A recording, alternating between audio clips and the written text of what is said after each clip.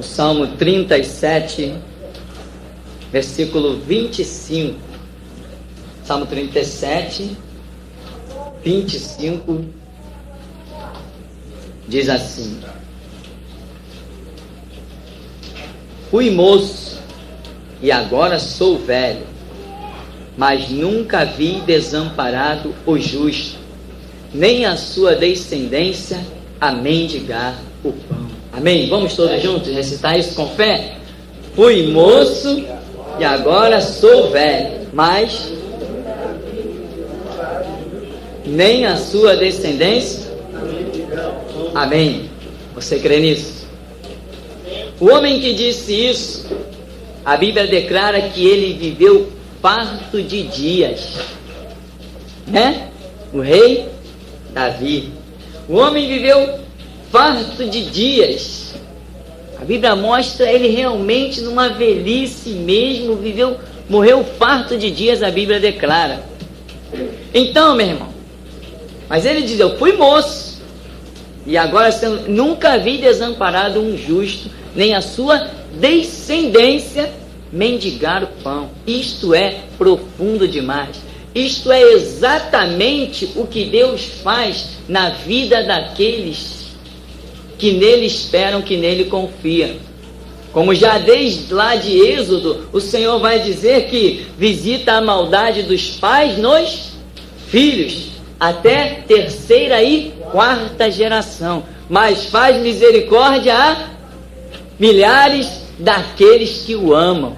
Isso já está descrito há muitos tempos já passados, e essa afirmativa já é uma realidade. Agora, examinando o texto e o contexto bíblico, ele diz: nunca vi desamparado o justo, nunca vi. Agora, a Bíblia mostra que Deus prova quem? O ímpio. Não, Deus não prova o ímpio. Deus não está nem aí para o ímpio. O que Deus está aí para o ímpio é estendendo a sua misericórdia e longanimidade, para que ele não se perca, porque Deus não tem prazer na morte do ímpio. Deus vai dando chances e oportunidades, até certo ponto. Agora, a quem Deus prova? É o justo. Não é o justo que é provado? É o justo que é provado. Porque a Bíblia diz: assim como o ouro é provado no fogo, assim sois vós. Quando disse Jeremias: desce à casa do oleiro. Olha lá, o oleiro fez um vaso, não ficou bom, faz de novo. Não ficou bom, faz de novo. Aí o Senhor diz assim: assim sois vós na minha mão, ó casa de Israel. O Senhor prova, ou seja, o Senhor quebra o vaso e faz de novo, quebra o vaso e faz de novo, até ficar do jeitinho que Ele quer. Mas com quem Deus faz isso? Com aquele que é vaso. É vaso. E quem é o vaso? Não é o justo? Não é isso que a simbologia nos mostra, a simbologia bíblica, que nós somos vasos na mão do Senhor? E Paulo diz assim: temos este grande tesouro, que é o Espírito Santo, em vasos de barro, que somos nós. Você gosta de ser um vaso de barro, sim ou não? A excelência do poder é de quem? A glória e a honra é toda do Senhor, mas Ele conta com os vasos de barro que somos nós. Então, esse contexto, e ainda diz, né? Nem a sua descendência mendigar o quê? O pão. Está falando de algo natural, pão. Né? Ou seja, nunca havia descendência de um justo desamparada, tendo fome, jogado nas sarjetas da vida. Por quê? Porque Deus estende uma misericórdia de uma maneira muito especial sobre a vida daqueles que são descendência de justos. Isso é uma realidade tremenda. Isto é uma realidade tremenda, gloriosíssima. Isto é uma realidade para aqueles que têm fé descansarem. Agora, aqui o que vemos, uma promessa de abençoar uma descendência. Meu irmão, e aí que nós queremos entrar? Que tipo de patrimônio nós temos procurado edificar? E que tipo de herança nós temos procurado deixar? Nós temos que edificar um patrimônio de fé e deixar uma herança de fé, uma herança espiritual. As pessoas estão muito preocupadas com muitas coisas, mas a grande realidade é que uma só é importante: buscar o reino de Deus e a sua justiça em primeiro lugar. Quem busca a justiça é porque é o quê? Justo. E é este que busca a justiça que o salmista Davi diz, não vi desamparado. Quem? O justo. Então, buscai o reino de Deus e a sua justiça em primeiro lugar. E as demais coisas? Serão acrescentadas. Você crê nisso? Ou você tem mais buscado o ouro e a prata? Pedro chegou diante lá daquele coxo, a porta formosa do templo, e disse o quê? Olha, eu sou milionário, eu resolvo o teu problema. Foi isso que ele disse? O que ele disse? Não tenho prata e não tenho ouro, mas eu resolvo o teu problema. Isto que é um patrimônio de fé, meu irmão. Você pode dizer nessa noite, eu não tenho prata, eu não tenho ouro, mas eu sou a fonte de Deus na terra para matar a sede dos sedentos. Isso é glorioso, meu irmão. O Deus que não conta com ouro e com prata, ele diz, ó, meu é o ouro, meu é a prata. Mas Deus tem tudo. Ele criou tudo isso, mas ele não precisa de nada disso. O que Deus procura é um coração quebrantado e contrito. É aí que Deus quer aninhar o seu espírito. Corações de fé, corações destemidos, corações confiantes, corações com conhecimento, porque o povo perece por falta de conhecimento, e como perece terrivelmente. É escravizado por não conhecer a verdade. Nós vemos que lá esse patrimônio de fé faz um efeito tremendo lá em 2 Reis, capítulo 4, quando Eliseu aumenta o azeite da viúva. A mulher diz assim, e uma mulher das mulheres dos filhos dos profetas clamou a Eliseu dizendo, meu marido, teu servo, morreu. Morreu, o homem já morreu. Aí ela continua, e tu sabes que o teu servo temia ao Senhor, e veio o credor a levar-me os meus 2 filhos para serem servos. Eliseu lhe disse, que te hei de eu fazer? Declara-me o que é que tens em casa. E ela disse, tua serva não tem nada em casa, senão uma botija de azeite. Quer dizer, não era o bastante o que ela tinha. Naturalmente, os credores vieram, levariam os filhos dela como escravos. Isso era uma lei que existia em Israel. Não tem como pagar? Vai os filhos como escravos servir por um determinado número de anos. Conforme a dívida, até a mulher seria escrava. E por aí ia. Então, essa mulher, vendo essa situação terrível, ela faz um apelo ao patrimônio de fé deixado pelo marido dela.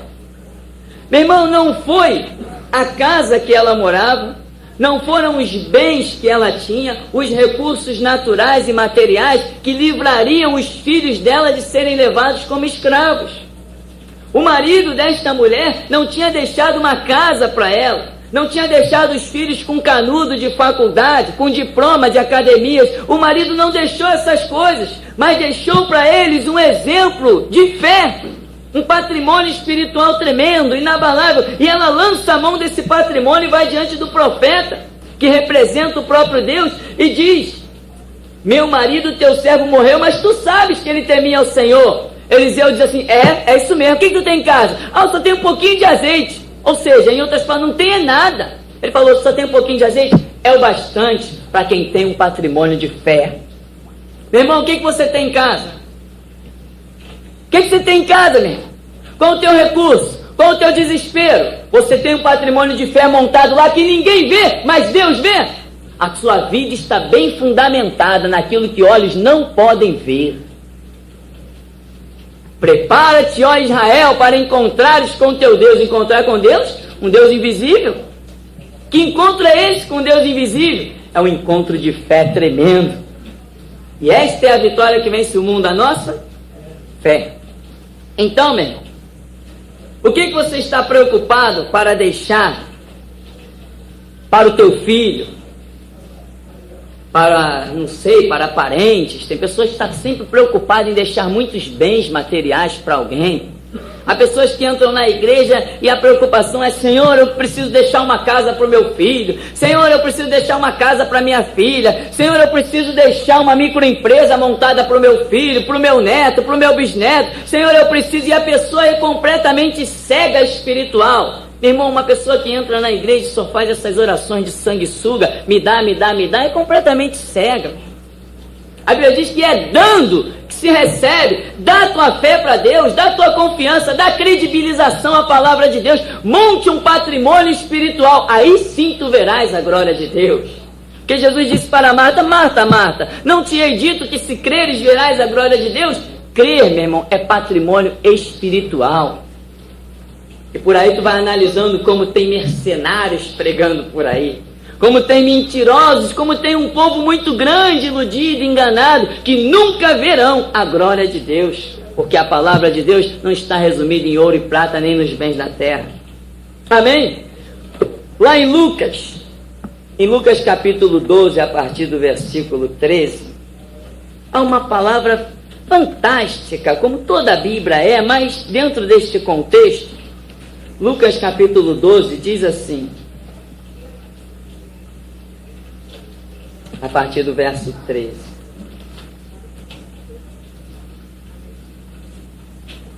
é a parábola do rico insensato.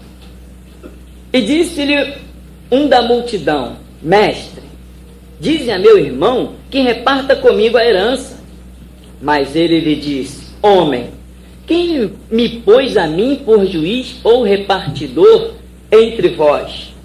E disse-lhes: Acautelai-vos e guardai-vos da avareza, porque a vida de qualquer não consiste na abundância do que possui. Só uma breve paradinha. Meu irmão, em algumas igrejas por aí, esse texto não pode ser lido, porque desmonta a doutrina de mentira deles todinho e abre os olhos do povo pelo conhecimento da verdade. Jesus está dizendo: a vida de qualquer pessoa não consiste na abundância do que ela possui. Jesus está mostrando que a vida de alguém é muito além daquilo que olhos podem ver. E ele continua: e propôs-lhes uma parábola dizendo: a herdade de um homem rico tinha produzido com abundância. E arrazoava ele entre si, dizendo: que farei? Não tenho onde recolher os meus frutos. E disse: farei isto, derribarei os meus celeiros e edificarei outros maiores, e ali recolherei todas as minhas novidades e os meus bens. E direi à minha alma: alma, tens em depósito muitos bens para muitos anos. Descansa, come, bebe e folga. A visão natural, a visão de morte, a visão dos que não vão herdar o reino de Deus. Estou bem, os meus celeiros foram ampliados, eu tenho bens para muitos anos. Ó, minha alma, come, bebe, folga, descansa, eu estou bem demais. Outros até dizem assim: ó, Deus me deu tudo isso, olha o tamanho do meu celeiro, Deus está comigo. Eles esquecem que o dono dos reinos da terra se chama Satanás, que chegou lá no alto do monte, mostrou a glória do mundo a Jesus e disse: aí ó, tudo isso te darei se tu me adorares. E ele ainda disse: porque a mim foi entregue e eu dou a quem quiser. E Jesus não desmentiu esta palavra. Por quê? Porque os reinos do mundo estão realmente na mão do diabo. Jesus chamou o diabo de quê? O príncipe deste século, o príncipe deste mundo está julgado, ele disse. E Paulo diz que o príncipe deste século cegou o entendimento das pessoas para que não lhes resplandeça o quê? A luz da glória do Evangelho. Então, meu irmão, tem muito rico achando que Deus está na vida dele, mas na hora que a trombeta da morte soar para ele, vai ser triste demais. Por isso a Bíblia diz que haverá pranto, haverá ranger de dentes. E aí, seguindo aqui, Jesus diz assim: mas Deus lhe disse, depois do homem dizer tudo isso, folga, come, descansa, bebe, mas Deus lhe disse: louco, esta noite te pedirão a tua alma, e o que tens preparado, para quem será? Assim é aquele que para si ajunta tesouros e não é rico para com Deus. Irmão, muita gente pode olhar as pessoas cheias de seus bens, fartas de seus bens, os mais novos veículos dessa terra, as casas mais modernas, as roupas mais finas, mas são ricos para o mundo, todavia são pobres e miseráveis, cegos e nus para com Deus, exatamente como Jesus fala numa das cartas em Apocalipse. Tu dizes, rico sou, estou enriquecido, e não sabe que és um desgraçado e miserável, pobre, cego e nu. E para uma outra igreja, Jesus diz assim, tu és pobre, mas tu és rico. Nós temos que definir, nós temos que conseguir definir o que realmente queremos deixar de patrimônio nesta terra para quando partirmos dela. Que tipo de influência nós queremos deixar na nossa geração? Hoje, meu irmão, quando algumas pessoas leem a história dos avivalistas, são impactadas tremendamente por avivalistas como Finney, por reformadores como Lutero. Quando as pessoas estudam minuciosamente a vida de Paulo, de Pedro, as pessoas são impactadas, têm a sua fé despertada por homens que disseram: o viver é Cristo e o morrer é lucro. Eles não deixaram nem uma casinha que hoje se pudesse fazer uma peregrinação. Ah, vamos fazer uma peregrinação à casa onde Paulo morou. Não tem casa. Vamos fazer uma peregrinação na vila onde Pedro reclinou a cabeça. Não tem. Vamos fazer uma peregrinação aonde Jesus habitou, só se for no túmulo. A visão do que nós temos que deixar nessa terra. Nós temos que fazer diferença na nossa geração, deixando um grande prédio espiritual, cuja base seja a nossa própria vida com Cristo. Amém? Porque hoje as pessoas dizem assim, eu estou preparando gente de dinheiro, até dentro da igreja, né?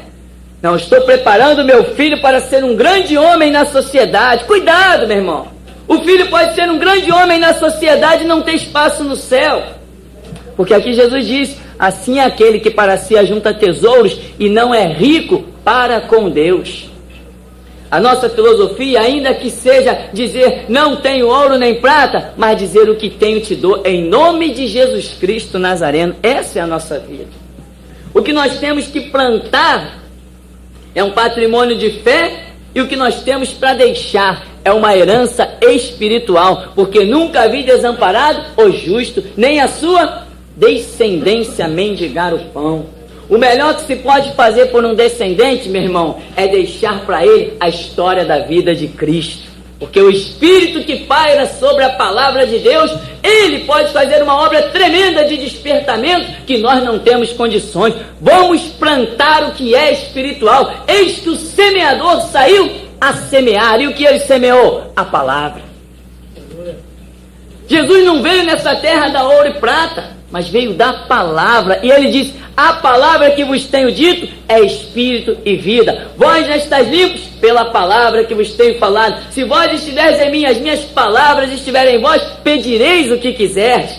Eu velo sobre a minha palavra para cumprir. Aquele que tem os meus mandamentos terá vida por eles. E o povo está cego, querendo deixar para sua descendência ouro, prata, tijolo em cima de tijolo com embolso, fundamentos desta terra. Não, meu irmão, nosso reino é outro. A nossa cidade, meu irmão, não tem tijolo. A nossa cidade, meu irmão, não tem os arquitetos da terra. O artífice construtor da nossa cidade se chama Deus. Temos que plantar o que é espiritual e temos que deixar edifícios espirituais bem plantados e visíveis para aqueles que são espirituais. Porque quem é espiritual, a tudo discerne, e de ninguém é discernido, diz o apóstolo Paulo. O que você resolveu plantar? O que você está decidido a plantar? Não, meu filho ele tem que entrar para uma faculdade, que ele tem que estudar química, física, biologia, ele tem que fazer informática, ele tem que ser um analista de sistema, é a profissão melhor que tem, é analista de sistema, é isso e aquilo. Meu irmão, ensine tudo isso para o teu filho. Mas se você esqueceu de incluir no currículo dele o estudo bíblico, ele vai ganhar o mundo todo e vai perder a própria alma. E Jesus falou, louco, você adquiriu tudo isso, você ajuntou os celeiros, você preparou tudo, olha aí, você está descansado para os anos a seguir, mas só que esta mesma noite te pedirão a tua alma, e o que você preparou vai ser para quem? Não vai prestar de nada, não vai gerar nada. A tua alma é pedida nessa noite, você não vai nem desfrutar do que você preparou fisicamente, porque o espiritual é que fala mais alto. Nunca vi desamparado o justo, nem a sua descendência mendigar o pão. Meu irmão, você pode não ser descendência de justo, mas nessa noite você pode decidir a ser um justo para deixar uma nova descendência de justo.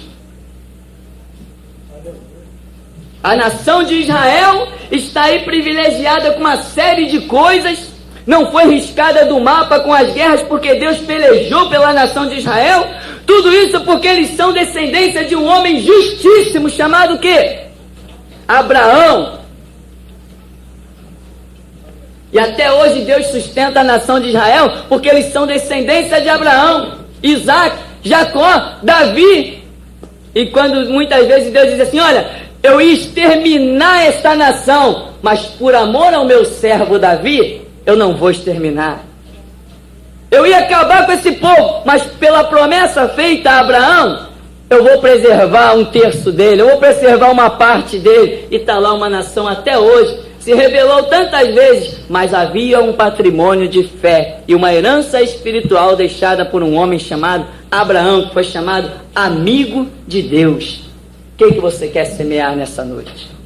O que você quer plantar? O que você quer edificar? Qual o currículo, meu irmão? Daqui a pouco você tem os teus filhos, você tem a tua família. O que você quer deixar para a tua família? O que você quer deixar de exemplo para a tua geração? Que as pessoas passem numa rua e digam assim, aqui morou fulano de tal. Como muitos fazem, né? Passa pelas ruas aí, olha, aqui morou Rui Barbosa. Morou Rui Barbosa, e daí? E daí que morou Rui Barbosa? Ali naquela rua ali, ó, ali morou aquele ex-presidente. Coitado, ex-presidente. E daí que ele foi ex-presidente? Agora, tem homens que até hoje, quando são mencionados, meu irmão, faz a terra tremer. E ninguém diz aonde eles morou, mas diz o que eles dizem, o que eles disseram. Eles disseram, o viver é Cristo, morrer é lucro. Essa frase é tremenda.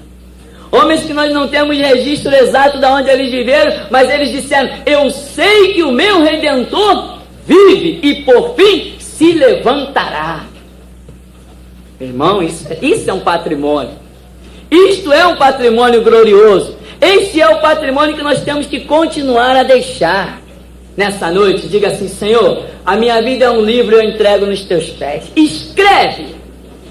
Não queira você escrever, meu irmão, porque sabe por quê? Você só vai pensar em escrever coisas naturais. Deixa o Espírito de Deus escrever só coisas espirituais na sua vida. Espera com paciência no Senhor e deixa Ele trabalhar no seu viver. De que adianta o homem ganhar o mundo inteiro se perder a sua alma? Aquela visão, meu irmão, que muitos têm ainda, ela não pode se sustentar dentro da igreja.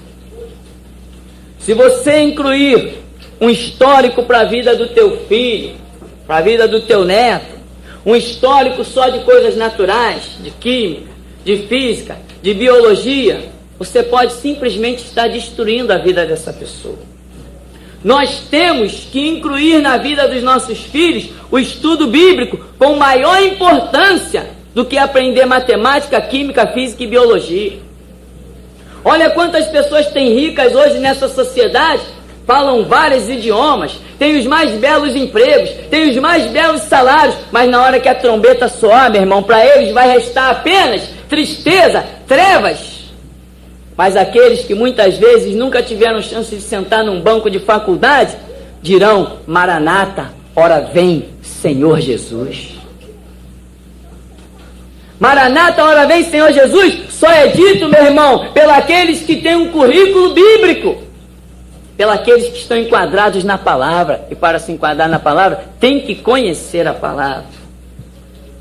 Vamos lutar para deixar um patrimônio de fé, vamos lutar para deixar uma herança espiritual, vamos realmente declarar e viver que o viver é Cristo e o morrer é lucro. Amém? Então nós vamos estar encerrando nessa noite, e que você, meu irmão, aprenda isso. E não deixe que o mundo arranque a visão correta da sua vida. Porque quando você tem a visão correta das coisas de Deus, a tendência é é você ser chamado de louco e de fanático. Não, peraí, você está levando isso muito a sério. Calma aí, não é bem assim. Não é bem assim. Quem vai desprezar um bom emprego? Claro, ninguém despreza um bom emprego. Mas é mais fácil, é mais lógico espiritualmente, e a verdade é essa, que nós temos que desprezar um bom emprego, mas não desprezar a direção de Deus. Amém? João Batista era um homem de Deus. Quem era João Batista? Filho de um sacerdote chamado Zacarias. Qual seria o cargo de Zacarias na sociedade? O que ia acontecer com a vida de Zacarias? Ele era sucessor do pai. Ele tinha um emprego garantido na sinagoga, um bom emprego. Ele tinha uma casa com isenção de impostos. Ele tinha um salário, um baita salário reservado. Ele tinha a reverência de todo o povo que teria que ser tributado a ele como sucessor de sacerdote. Ele tinha, meu irmão, uma coisa tremenda, visível. Mas ele deu crédito à voz de Deus, e o Espírito de Deus diz assim: vai para o deserto, às margens do Jordão. Ele trocou as boas roupas do sacerdócio pelas vestes de camelo. Ele trocou os bons pratos da sociedade, o privilégio lá de comer daqueles grandes alimentos da sociedade, para comer gafanhoto e mel silvestre. Ele trocou a cobertura da sinagoga, a sombra, a água fresca, para ficar lá às margens do Jordão, debaixo de um sol de 50 graus, clamando e dizendo: arrependei-vos, porque é chegado o reino de Deus. Eu pergunto, aonde ele teria conseguido maior patrimônio do que nas margens do Jordão? Em lugar nenhum. Se ele tivesse continuado na cidade e assumido o posto lá depois do pai, ele poderia ter uma coisinha qualquer. Mas o patrimônio que ele adquiriu, o que Jesus falou a respeito dele, que dos nascidos de mulher, nenhum há maior que João Batista. Meu irmão, se ele não tivesse ido lá para o deserto, plantar aquele patrimônio de fé, aquela herança espiritual, ele não teria alcançado essa frase da boca de Jesus. Ele poderia ter ficado lá na sociedade dos judeus e simplesmente ter tido a sua vida normal e ido até a sua velhice. Não, foi para o deserto e perdeu a cabeça. Mas como que ele conquistou mais? O que ele deixou plantado mais forte? Se ele tivesse ficado com os judeus ou perdendo a cabeça como ele perdeu? Quem é espiritual sabe a resposta, e quem é carnal errou na resposta. Amém? Deus nos abençoe, nós vamos estar orando em nome de Jesus.